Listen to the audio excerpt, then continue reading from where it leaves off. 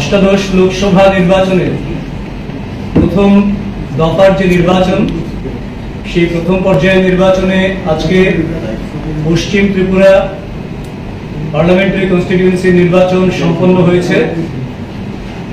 তো এই নির্বাচনে দিনভর যা কিছু হয়েছে এবং ভোট কিভাবে সম্পন্ন হয়েছে ইত্যাদি বিষয় নিয়ে আমাদের সামনে আপনাদেরকে সম্বোধন করবেন ত্রিপুরা প্রদেশ বিজেপির মাননীয় রাজ্য সভাপতি শ্রী রাজীব ভট্টাচার্য মহোদয়, এবং সেই সঙ্গে আজকের এই সাংবাদিক সম্মেলনে আমাদের মধ্যে উপস্থিত রয়েছেন ত্রিপুরা প্রদেশ বিজেপির মাননীয় সহ সভাপতি তথা স্টেট লেভেল ইলেকশন ম্যানেজমেন্ট কমিটির মাননীয় co convener doctor Ashok Sinha মহোদয়। আমি মাননীয় রাজ্য সভাপতি মহোদয়কে অনুরোধ জানাচ্ছি আপনাদেরকে বিস্তারিত সম্বোধন করার জন্য।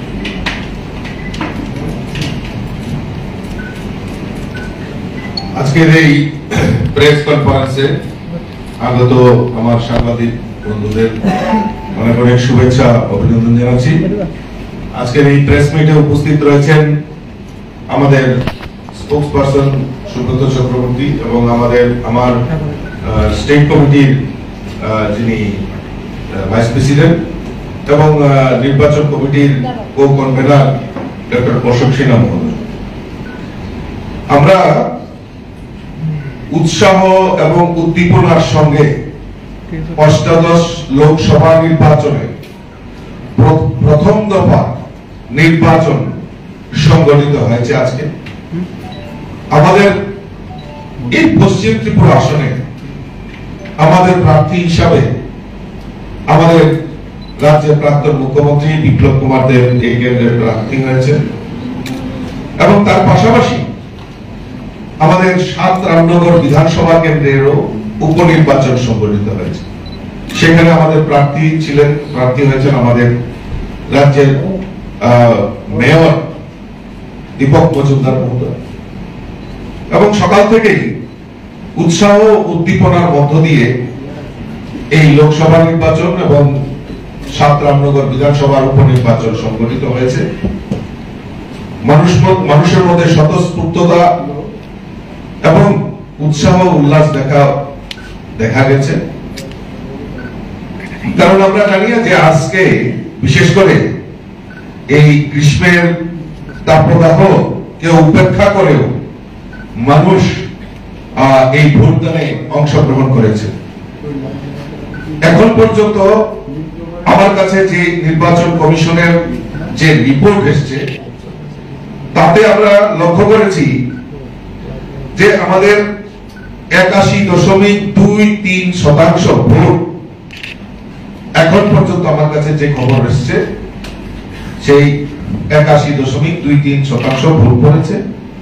এখনো প্রায় 321টি পুলিং স্টেশনে এখনো বাইরে লাইন রয়েছে, সেই মতদাতারা সেখানে ভোটদানে অংশগ্রহণ করবে। এবং সর্বোচ্চ ভোট এখন পর্যন্ত আমাদের কাছে যে রেকর্ড রয়েছে নির্বাচন কমিশনের থেকে আমাদের প্রাপ্ত 35 বিলোনিয়া বিধানসভা কেন্দ্রে সবচেয়ে বেশি ভোট সেখানে পড়েছে। এবং ৭ রামনগর বিধানসভার উপনির্বাচনেও এখন পর্যন্ত নির্বাচন কমিশন থেকে আমাদের কাছে যে তথ্য এসেছে তাতে ৭১.26% ভোট সেখানে পড়েছে। এবং আমি আজকের এই ভোটদানে যারা অংশগ্রহণ করেছে সমস্ত মতদাতাকে আপনাদের মাধ্যমে আমি অনেক অনেক শুভেচ্ছা অভিনন্দন জানাচ্ছি। তার পাশাপাশি নির্বাচন দপ্তর, আরক্ষা প্রশাসন, সাধারণ প্রশাসন, সকল ভোট কর্মী যারা ভোট কাজে জড়িত ছিল সুষ্ঠুভাবে নির্বাচনকে পরিচালনা করার জন্য আমি তাদেরকেও অসংখ্য ধন্যবাদ জানাচ্ছি। এবং সবচেয়ে সর্বোপরি যারা মতদাতা, যারা ভোটদানে অংশগ্রহণ করেছেন তাদেরকেও আমি অসংখ্য শুভেচ্ছা ভারতীয় জনতা পার্টির তরফ থেকে অভিনন্দন জানাচ্ছি।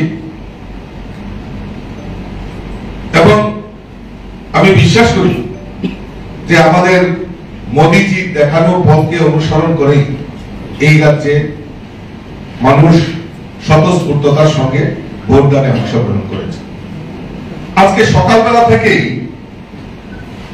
ইন্ডি জোটের প্রার্থী এবং কংগ্রেসের একজন বিধায়ক এবং সিপিএম এর প্রাক্তন রাজ্যের মুখ্যমন্ত্রী, ওনারা কিছু ভিত্তিহীন খবর মানুষের সামনে সেটা প্রচার করে যে নির্বাচনের হারটাকে পরাজয়টাকে সুনিশ্চিত করেছে, তাদের কাছে সুনিশ্চিত হয়ে গেছে। তাদের এই জোটকে মানুষ প্রত্যাখ্যান করেছে। 2023-এর বিধানসভা নির্বাচনও তাদেরকে এই রাজ্যের মানুষ প্রত্যাখ্যান করেছে। তো তাদের পরাজয় নিশ্চিত ভেবে তারা এই শাসক দলকে হেয় প্রতিপন্ন করার জন্য মানুষের কাছে বিভ্রান্তিকর খবর ছড়ানোর প্রয়াস করেছে তারা।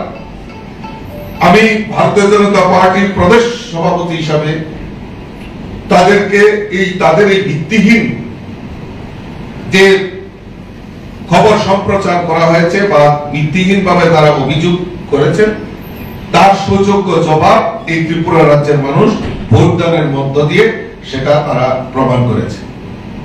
আমরা ইতিমধ্যে নির্বাচনের কাছে এই যে মিথ্যা অপপ্রচার এই শাসক দলের বিরুদ্ধে হেয় প্রতিপন্ন করার জন্য যে প্রয়াস করেছে, তার জন্য আমরা লিখিত অভিযোগ করেছি এবং প্রয়োজনে আরো তাদের জন্য আইনজ্ঞ ব্যবস্থা আমরা ভারতীয় জনতা পার্টির তরফ থেকে নেব। মিথ্যা কথা বলে বিভ্রান্ত করে মানুষকে ত্রিপুরা রাজ্যে যেভাবে বিগত দিনে ঠকিয়ে আসছে, মনে করেছেন এখনো তারা বৈতরণী পার হওয়ার জন্য সেই মিথ্যার আশ্রয়কে নির্ভর করে, কারণ তাদের কাছে তাদের মাটি মানে পায়ের নিচে মাটি সরে গেছে, তারা জানে তাদের দলের ভূমিকম্প হয়েছে। তো সেই জায়গায় দাঁড়িয়ে আজকে ভিত্তিহীন খবর ছড়িয়ে শাসক দলকে হেয় প্রতিপন্ন করার চেষ্টা করছে, তার সুযোগ্য জবাব মানুষ ভোটের মাধ্যমে দিয়েছে। এটা আমাদের কাছে সবচেয়ে বড় প্রাপ্তি। তা আমি আবারও আমার এই সাংবাদিক বন্ধুদেরকে আমি অসংখ্য ধন্যবাদ জানাচ্ছি। আপনারাও অক্লান্ত পরিশ্রম করে, কারণ আপনারা গণতন্ত্রের চতুর্থ স্তম্ভ, আপনারা সঠিক সংবাদ সঠিক সময়ে মানুষের কাছে পৌঁছে দেওয়ার জন্য আপনারাও সারা দিন পরিশ্রম করে নির্ভীকতার সঙ্গে আপনারা খবর সম্প্রসারণ করেছেন, মানুষের সামনে পৌঁছে দিয়েছেন। আমি আপনাদেরকেও অসংখ্য ধন্যবাদ এবং শুভেচ্ছা জানাচ্ছি। নমস্কার।